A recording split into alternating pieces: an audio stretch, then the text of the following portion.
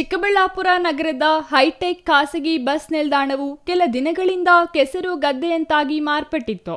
Borewell ಕೊರೆಸಿದ ಮಣ್ಣನ್ನು ತೆರವುಗೊಳಿಸದೆ ಸ್ಥಳದಲ್ಲೇ ಬಿಟ್ಟು ಹೋಗಿ ನಿರ್ಲಕ್ಷ್ಯ ಹಾಗೂ ಸರಿಯಾದ ನಿರ್ವಹಣೆ ಇಲ್ಲದ ಕಾರಣದಿಂದ ಬಸ್ ನಿಲ್ದಾಣದ ಸುತ್ತಮುತ್ತ ಧೂಳು, ಕೆಸರು ತುಂಬಿಕೊಂಡು ಸಾರ್ವಜನಿಕರು ತುಂಬಾ ತೊಂದರೆ ಅನುಭವಿಸುತ್ತಿದ್ದರು. ಇನ್ನು ಪ್ರತಿದಿನ ನೂರಾರು ಪ್ರಯಾಣಿಕರು ಬಳಸುವ ಈ ಬಸ್ ನಿಲ್ದಾಣದ ಪರಿಸ್ಥಿತಿ ಕುರಿತು ಸಾರ್ವಜನಿಕರು ನಗರಸಭೆಯ ನಿರ್ಲಕ್ಷ್ಯವನ್ನು ತೀವ್ರವಾಗಿ ಆಕ್ಷೇಪಿಸಿದರು. ಬಸ್ ನಿಲ್ದಾಣದ ಬಳಿ 2 ಬೋರ್ವೆಲ್ಗಳನ್ನು ಕೊರೆಸಿದ ಸಂದರ್ಭದಲ್ಲಿ ಬಂದ ಮಣ್ಣಿನಿಂದ ಕೆಸರು ಗದ್ದೆಯಂತಾಗಿದ್ದು, ನಿಲ್ದಾಣದಲ್ಲಿ ವಾಹನಗಳು ಸಂಚರಿಸುವಾಗ ಎದ್ದೇಳುವ ಧೂಳಿನಿಂದ ಮೂಗು ಮುಚ್ಚಿಕೊಂಡು ಓಡಾಡುವಂತಹ ಪರಿಸ್ಥಿತಿ ಎದುರಾಗಿತ್ತು. ಇದರಿಂದ ಪ್ರಯಾಣಿಕರು ಹಾಗೂ ವ್ಯಾಪಾರಿಗಳು ಬಹಳಷ್ಟು ಜನರು ನಗರಸಭೆ ವಿರುದ್ಧ ಅಸಮಾಧಾನ ವ್ಯಕ್ತಪಡಿಸಿದ್ದರು.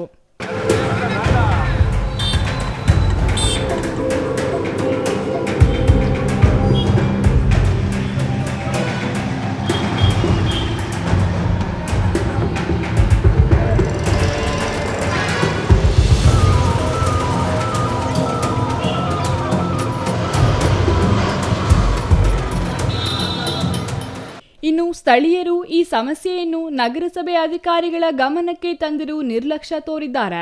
ಇದರಿಂದ ಬೇಸತ್ತು ಸಿಟಿವಿ ನ್ಯೂಸ್ ವರದಿಗಾರನ ಗಮನಕ್ಕೆ ತಂದಿದ್ದಾರೆ.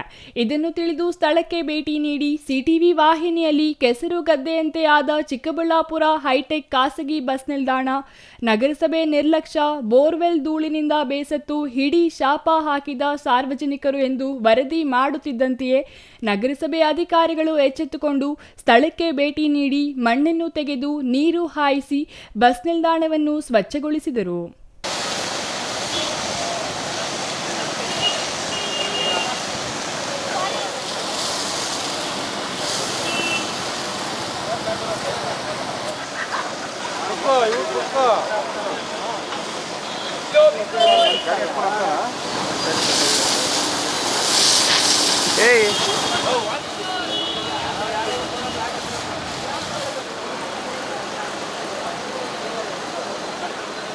ಸಮಯ ನಾವು ಇಲ್ಲಿ ಬೋರು ಹಾಕ್ತಿದ್ರು.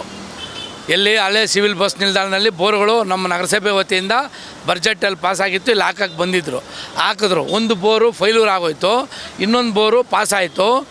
ಇಲ್ಲಿ ಬೋರ್ ಹಾಕಿದ ಮೇಲೆ ನಮ್ಮ ನಗರಸಭೆಯವರು, ಈ JCP ಅವರು ಮತ್ತು ನಮ್ಮ ಒಂದು ಧೂಳು ಜಾಸ್ತಿ ಆಗಿಬಿಟ್ಟು ಇಲ್ಲಿ ಬೋರೇನೋ ಪಾಸಾಯಿತು.